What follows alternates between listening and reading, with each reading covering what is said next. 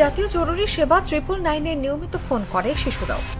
এবার ঈদের ছুটিতে 28 মার্চ থেকে 5 এপ্রিল পর্যন্ত প্রায় 7,500 সেবাযোগ্য ফোন করেছে তারা।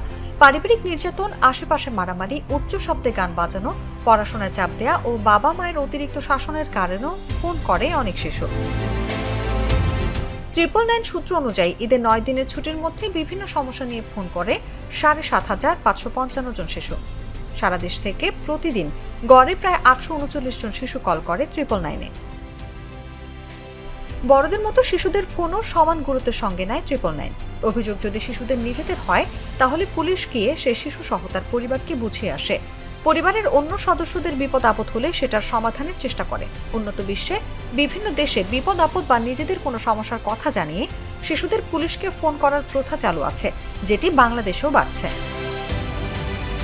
999-এ দায়িত্বরত পুলিশ সদস্যরা বলছেন, বাংলাদেশের আইন অনুযায়ী 18 বছর পর্যন্ত শিশু।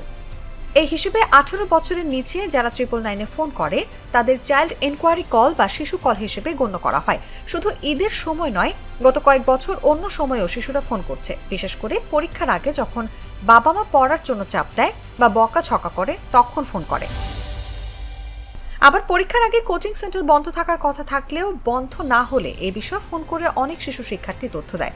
তবে ফ্রি কলের সুযোগ থাকায় অনেক শিশু 999-এ ফোন করে বকাঝকা করে, গান শোনায়, এমনকি মিসড কলও দেয়। এগুলো চলে যায় ভুয়া কলের হিসেবে।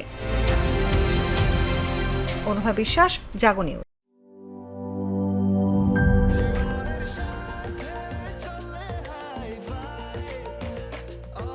স্বাস্থ্যকর অল টাইম, সব সময় অল টাইম হেলদি লাইফ।